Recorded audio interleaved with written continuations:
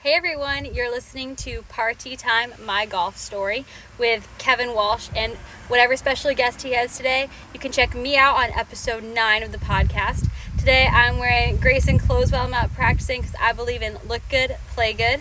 And follow me on Instagram, Sophia Warren Golf, and hope you enjoy the rest of the show.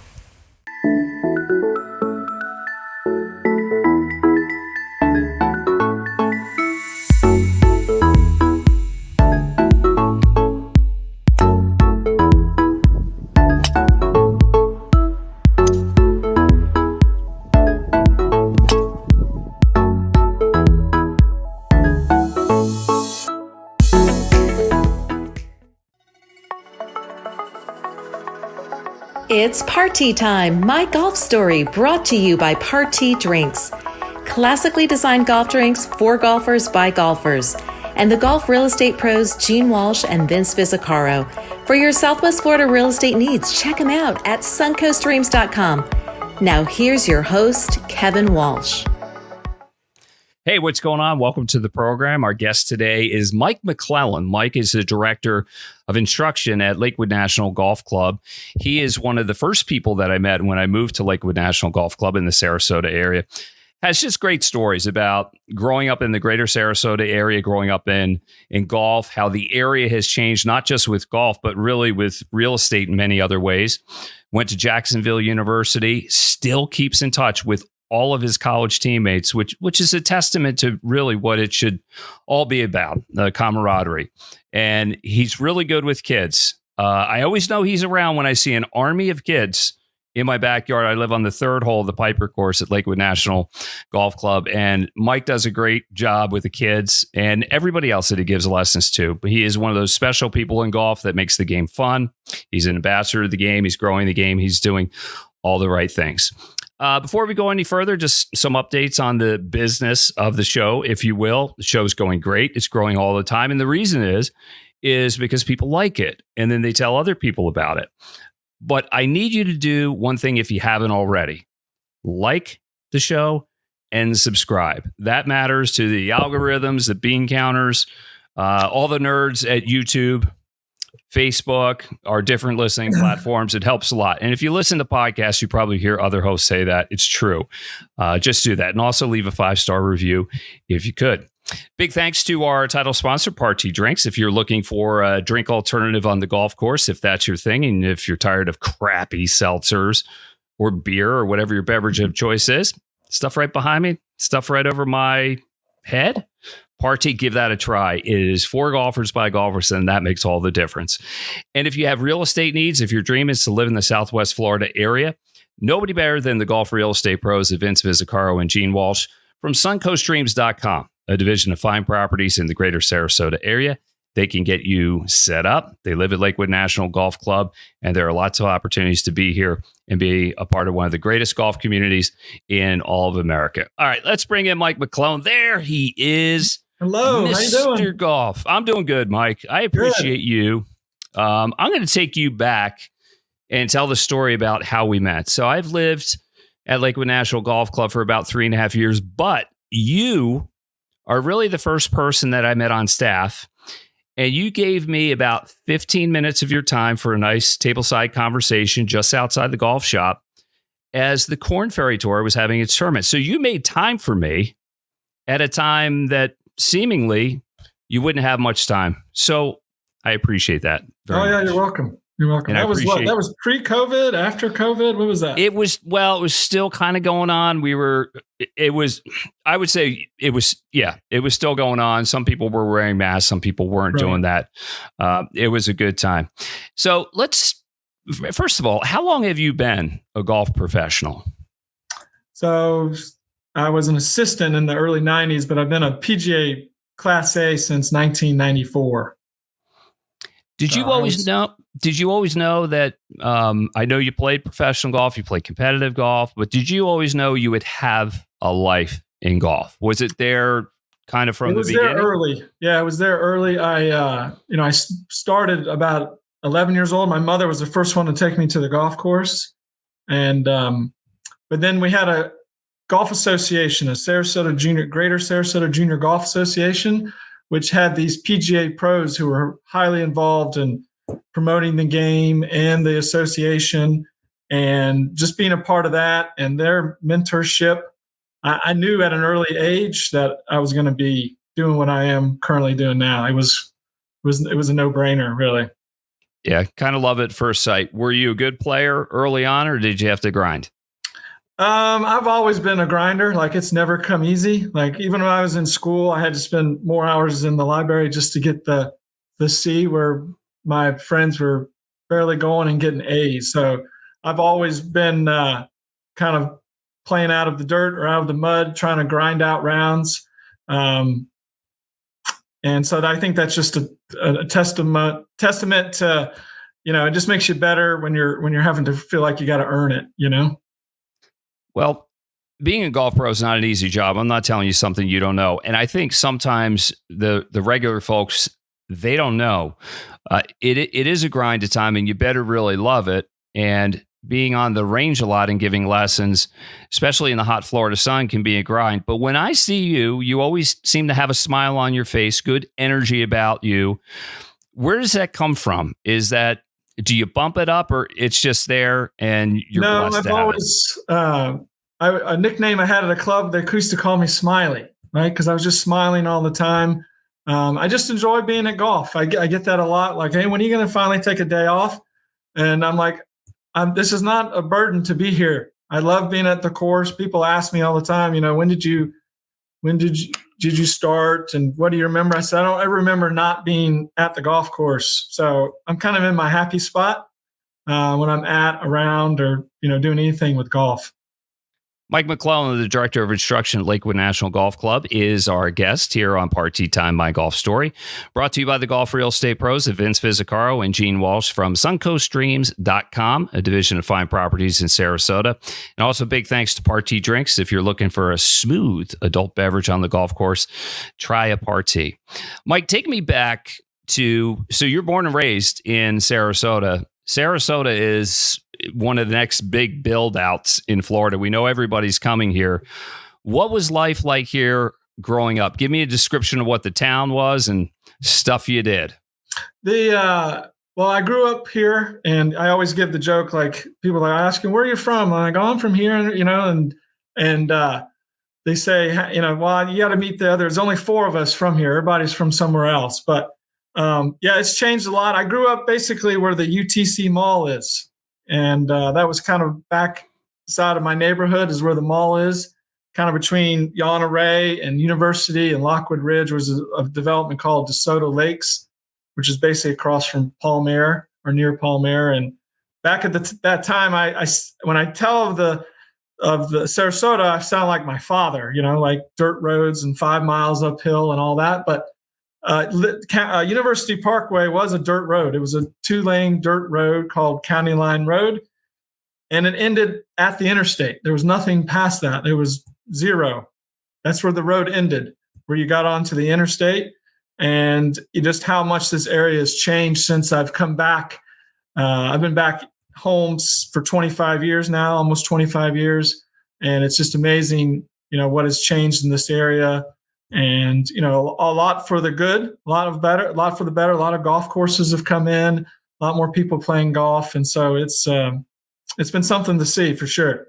We used to where the UTC Mall is.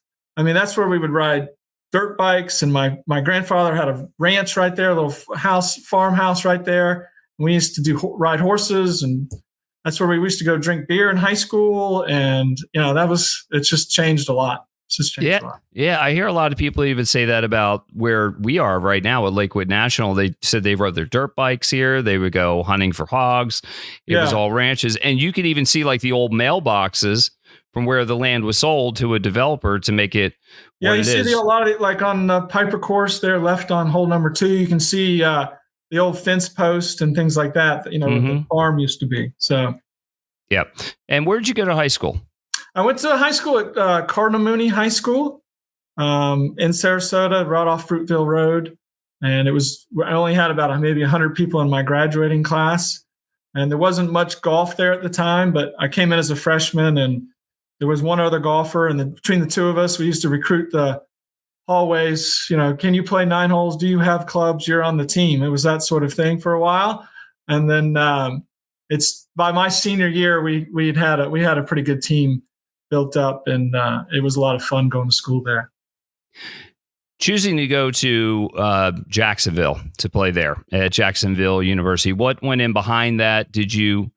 Where was your game at that point? Did you think, did you ever consider chasing it? Did you chase it? So I talked about the junior golf, and my biggest highlight as a junior golfer was I qualified for the U.S. Junior when I was 15, and that was kind of the big thing on my resume. But back then AJGA was just getting started. A lot of it was the local, how you played is in the local level, and then occasionally courses would have regional events that you would travel to, but never more than a few hours from home. And so, I had a decent track record. I had gotten to where I was shooting and averaging, maybe between 72 and 75. And I was having to look at schools where I could possibly try out. So I was headed to Florida Southern, and because they had a good program, they were going to give me a chance to try out. I mean, I had everything in place. And then July, before I left for school, I got in touch through a friend here locally who was involved in the Junior Golf Association again. And he said, you should try Jacksonville University. So I wrote the coach. He wrote me back immediately, right? That was a handwritten note. And my dad and I went up there. The first time we met him, we got to play Sawgrass. And it probably broke every recruiting rule in the book. We played golf together. And I said, hey, this is where I want to be once I met the coach. And Jacksonville University was a great choice for me. Yeah, it turns out to be that was the place that was meant for you all along, because you still keep in touch with your friends to the day. I mean, we have this unique friendship. There's if you skip ahead almost 35 years now, I have 18 of my teammates still on a text, and we text, basically almost daily every week about something, whether it's family, friends, things that we're facing in life. Maybe you just need a little banter at the same time. And I just texted them the other day that say I was going to be on this, and we may be talking about you guys, and the phone just blew up, and why they thought our friendships have lasted over the decades. And it's just a unique bond. We just seem to like each other from the beginning. Even though we were competing against each other, there was never really any jealousy of who was playing better. It was always seemed to be positive. And a lot had to do with the coach. We played for a coach. His name was Pat Schwab, and he was a great golfer. Went to Florida, played professional golf, late 60s, 70s. So he kind of knew the Nicklases and the Palmers and the Sam Sneeds. And we really looked up to him, but he really taught us a lot. And he created that culture of, friendship and trying to make us good men at the same time. And it's just great how it's just lasted all this time. That's a beautiful thing. So you mentioned some famous names, Nicholas, Palmer. Did you mention Palmer? Sam Sneed? Yeah. Did you ever have a chance to meet those guys through your coach? Through Sam Sneed, we met Sam Sneed one time through coach, and he just called him. He called him by first name, and just acted like it was you and I just crossing paths. So we're like that. Just little things like that were super, super cool. And you realize that how coach, how big a part the game was for him, and who he had met. But you would never know that. He was that type of guy he wasn't going to brag about it or anything. You just never knew. He just had that genuineness about him, and great sense of humor. And he never really he was serious about it, but he wasn't, he really understood just how difficult the game could be. Do you think now that you're heavily involved in instruction and coaching, do you see some of your coach in you? Have you sort of, like, for lack of a better description, ripped off some of his techniques and made them your own? I think of him often when I'm standing on the tee and giving a lesson, because he was a PGA professional as well, and he was at some high level clubs, and even at the university there was a range he would actually give lessons, and so we used to watch him give lessons not only to us but to others, and just watching his mannerisms, and just how he's always positive and upbeat, and he's never negative to the students, and always encouraging. So those sort of things that I try to incorporate in my teaching. Just really switching places with your students sometimes, and understanding where they're kind of coming from, and trying to be a good communicator, and making it fun. I mean, it's people are spending their time, they're choosing to spend their hour with you.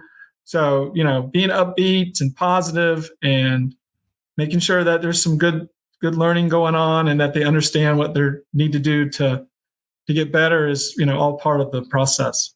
I want to ask you a little bit later. Mike McClellan, Director of Instruction at Lakewood National, is our golf club here on Party Time, my golf story. The jumping in point when somebody comes for a lesson and you haven't met them before, how do you get it started? So just think about that for a second. But in the meantime, I want to ask you about the best round you ever shot. It doesn't have to be competitive. It can be social. I'm sure you have a pretty good memory and can tell me about it. Let's hear it.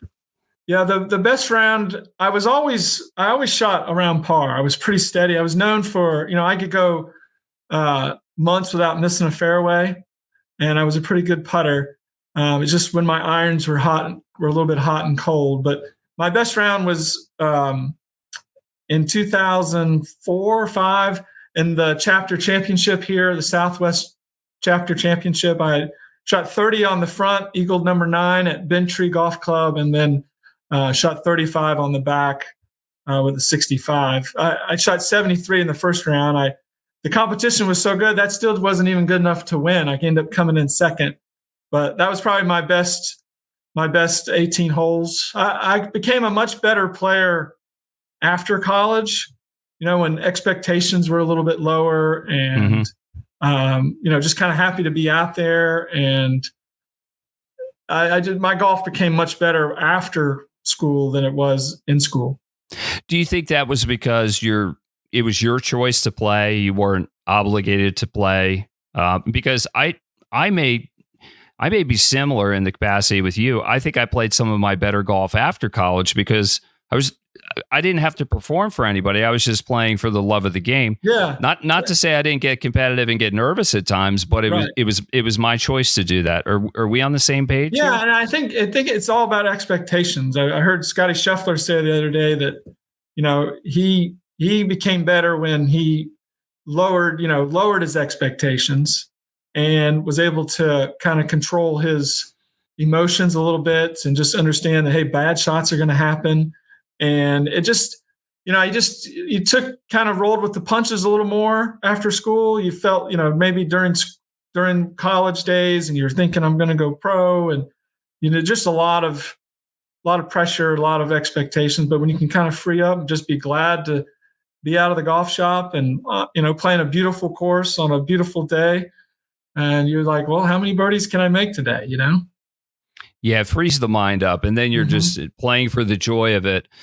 And I think hearing stuff like that, or just little nuggets from a wise person, go a long way. I'll never forget, I was watching an interview with Colin Montgomery on the Golf Channel, and he just talked about anytime he got in trouble, was in the rough, under trees or whatever, he's like, my goal is to get it around the green, right? So he's never trying to hit the hero shot. And he's like, sometimes you'll knock it on the green. Sometimes you're around it, but put the pressure on your wedges. So reasonable expectations. And I do that all the time with the people that I caddy for, who quite often want to hit the hero shot. Right. It's a low percentage shot and they don't have the ability. And I'll just say something like, look, anywhere around the green is a pretty good shot. We're still in it. We're not taking ourselves out of it. And if we get it on the green, that's a bonus. Do you talk to your students that way? Oh yeah, we especially with the juniors, we teach in play. 2 words, right? Get it back in play. Minimize the damage, and bogeys are good sometimes. Sometimes a good bogey can lead to more birdies. It's when you try the shot over the tree or off something, bad lie, and then now your bogey now turns into triple. And I tell my new golfers too, like, trying to advance it forward, get it towards the front of the green where you can chip it up, make a putt. you can really minimize your strokes and enjoy the game a little more. So the question I asked earlier, I kind of previewed it just to give you a little bit of time to think about it. The jumping in point, when you have a new person coming for a lesson, do you let them hit balls for a while? Do you talk to them? What's your program? Well, I mean, one of the, and I've gotten much better over the years, is just learning to read people pretty quick and learning their nervousness or how comfortable they are. And that's a big part of the lesson, is making sure they feel as comfortable as possible. So, for example, today I had a brand new golfer, never played, and I could tell he was really nervous. He was a great tennis player, like a 5.0 tennis player, and things that. So let's put that in perspective. A 5.0 is about a professional. So that would be the equivalent of a scratch golfer or better, but new sport, right? Yeah. Continue. And so I'd found that out, and I'm like, well, he probably can move pretty good. And that's what I was thinking in my mind. But he was so tight and nervous. We just chatted for a while. Usually get them talking about their family and where they're from. And like I said earlier, where I'm from. And we went to the putting green first. We hit putts from about 3 feet, watched a few putts go in, whatever some of the basics of putting, how they relate to, much fuller swings. And then we went to chipping and did some smaller swings, and we finished on the driving range, and he actually hit some really good wedges and some 8-irons, and we even had him hitting driver at the end, and he was just excited about golf and the game. And so, that was one where I picked up early and kind of eased him into the hour, and it ended up being very successful. That's cool.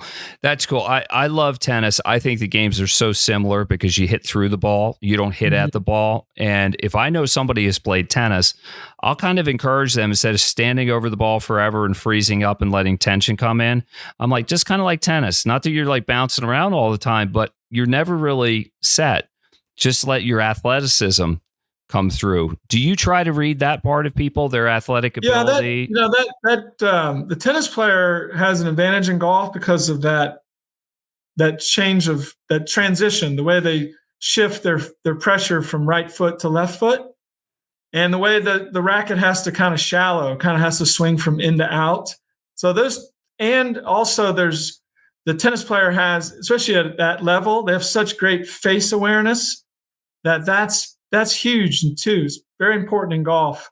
If they can, you have someone who has those sort of natural instincts as far as shifting their weight and awareness of the club face or the racket face, since we're talking tennis a little bit, that can really, make their their transition into golf much easier. Yeah. The other thing I talk about, if they're a baseball player, I just tell them golf is an endless series of singles up the middle. And they get that. And I'm like, there's no home runs in our game. It's just singles up the middle. And if you're just imagining you're taking batting practice and you're just meeting the ball, like kind of mindlessly hitting it, that seems to free them up. Yeah. So baseball players struggle the most just because the whole weight shift, the pressure change. They're so used to pivoting off that back foot that they really struggle with anything other than really the driver. They really have trouble getting to that left side and staying down and through it. So the softball, baseball players are the ones who struggle the most. Usually, the pitchers are usually the better golfers because that pitching motion is kind of like the golf motion, Mm-hmm. Yeah, I got you. Switching things up a little bit. Now that you're a director of instruction, like almost your whole day is outside, right?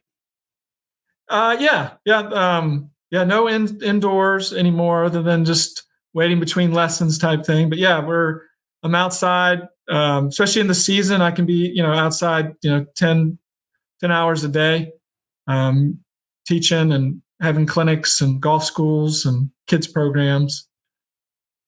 Tell me about the kids programs, because I almost want to crash a couple of your clinics because I see the cones everywhere. I see the kids going around. Well, you gotta do a lot, it's different. To keep them going, you're right. You need that that immediate visual when they roll up. The noodles and the little kiddie pools and the stakes and the sticks and the directional devices and all that. And there's a plan to it. So we go from one. I always have, when I'm doing a clinic, we always try to work on some skill, right? Whether it's making so many putts in a row, you're working on some technique. There's usually some sort of challenge, like an individual challenge for them to make, say, so many in a row. And then from there, some sort of game we play. We'll play some, whether it's a team game, an individual game. And we do that with everything. We go from putting, and it's the same. We go to the range, and there's some sort of skill involved, challenge involved, and game involved. And when we see all those things laid out, there's a 3-hour plan. We go from one to the next. And if you over plan and with the kids, because as soon as they get bored of something, you got to have another thing to do. So that kind of keeps them moving and going. And we do the camps. We keep them moving. We do 7 hours a day with them in the heat for 5 days a week. That's a lot. You must be dog tired at the end of the day, keeping all that energy up, being out in the hot sun. We do get them on the golf course in the afternoon, which to me that's so important, because that's the way I grew up. We didn't spend a lot of time on the range. We figured out how to get it in the hole. We played a lot. And even when I was at college, coach had us playing, 6-7 days a week. Not a lot of range sessions. And so we learned how to play the game, right? And that's the thing as a coach, do you want to teach golf or teach them how to play? And I always try to go with the route of, let's teach them how to play the game, to play golf. And the big part of that obviously is the golf course. So. Yeah, there's nothing better than the golf course. The range serves a purpose, but really the full Monty, that's the golf course. That's where you need to be. Yeah. Good stuff there. Hey, tell me a good golf story. Just something that, like, if you're having a 6-pack with friends or you want to make somebody laugh, what is it? One of my best stories is it has to deal with Augusta National. Back in 2008, they started a junior pass program, and all my golf pro buddies were bragging about how they took their son, who was under the age of 12, and because we all get in with our PGA cards. And I said, I'm doing that next year. And I took my 5th grader up there in 2009, and we planned it all year and took the time off. And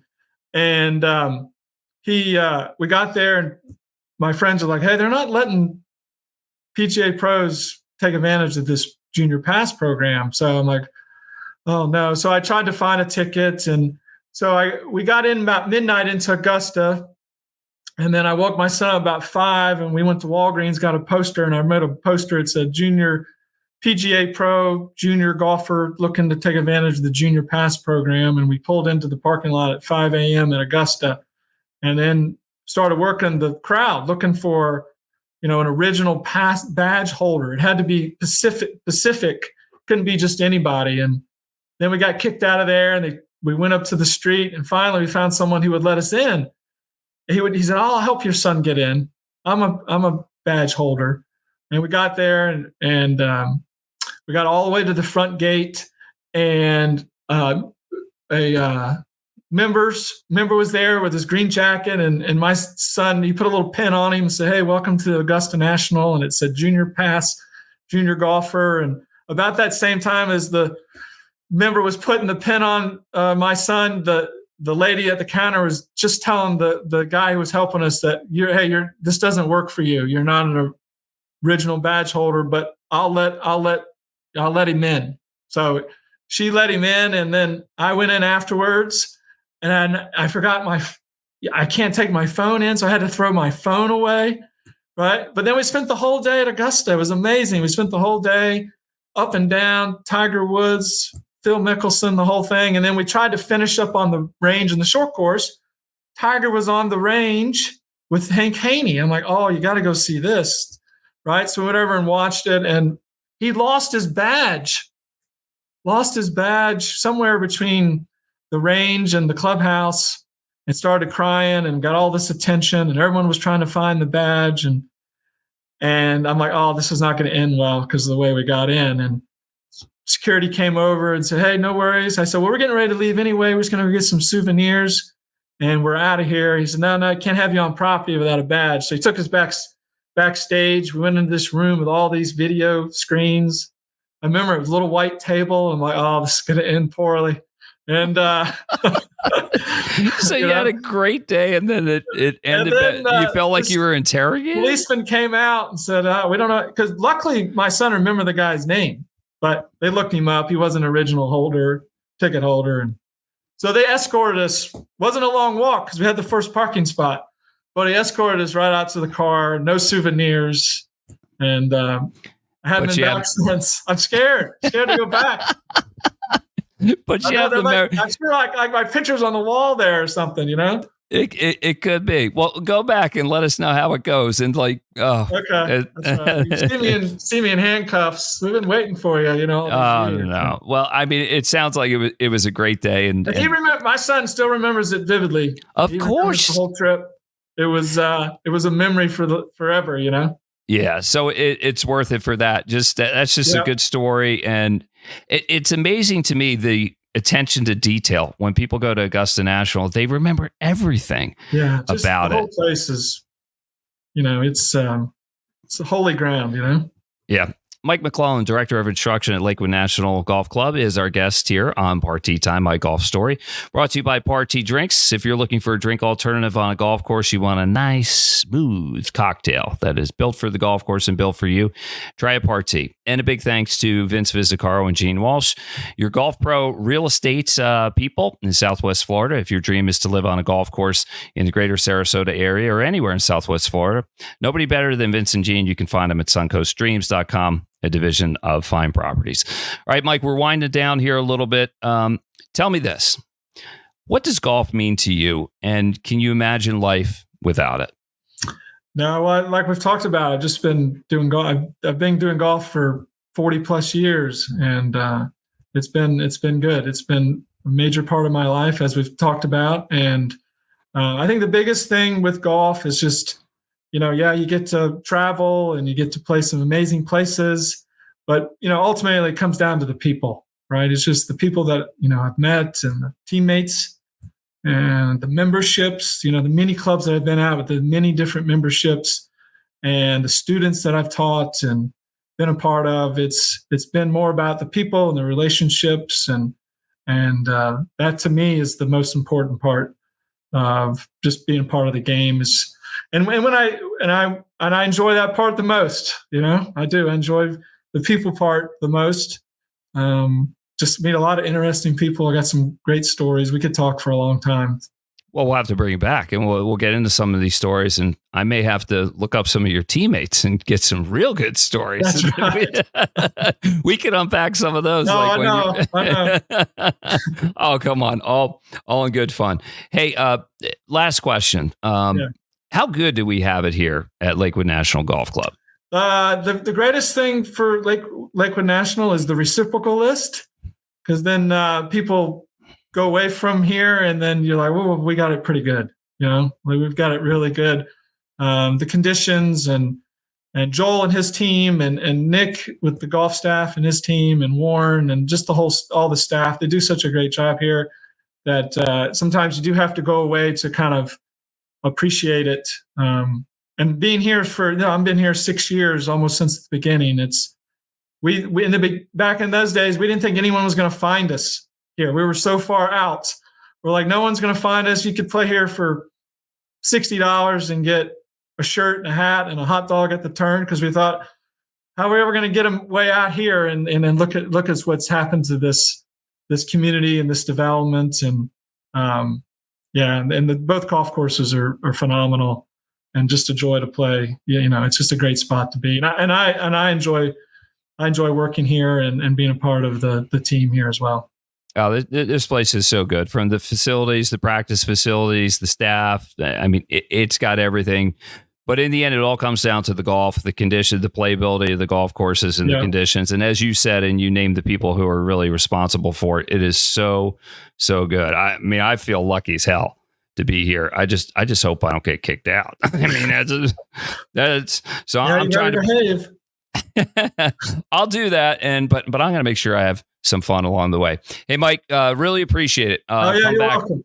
Yeah, I appreciate Thanks for everything having me. I enjoyed it. do at the club. Yep, stick around as I finish up some business. Mike McClellan, Director of Instruction at Lakewood National Golf Club. Thanks to him. Thanks to Gene Walsh and Vince Vizzacaro from suncoastdreams.com and our title sponsor, Party Drinks. For Mike McClellan, I'm Kevin Walsh. We'll see you again next time on Party Time, My Golf Story.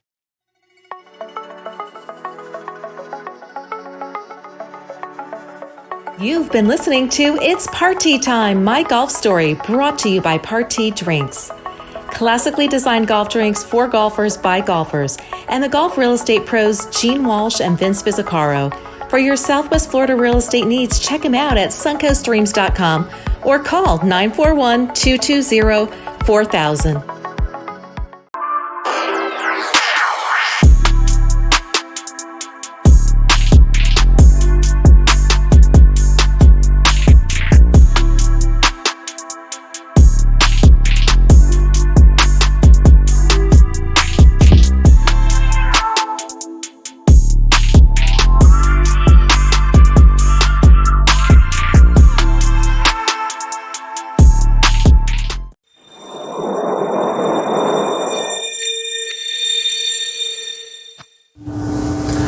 This is Vince Vizzacaro and Gene Walsh with the suncoastdreams.com real estate team at Fine Properties. We've helped hundreds of families find their dream homes in golf and resort communities in Lakewood Ranch, Bradenton, Sarasota, Parrish, Venice, and the surrounding areas. Let us be your guides to finding your dream home here as well. Learn more at suncoastdreams.com or call us at 941-220-4000.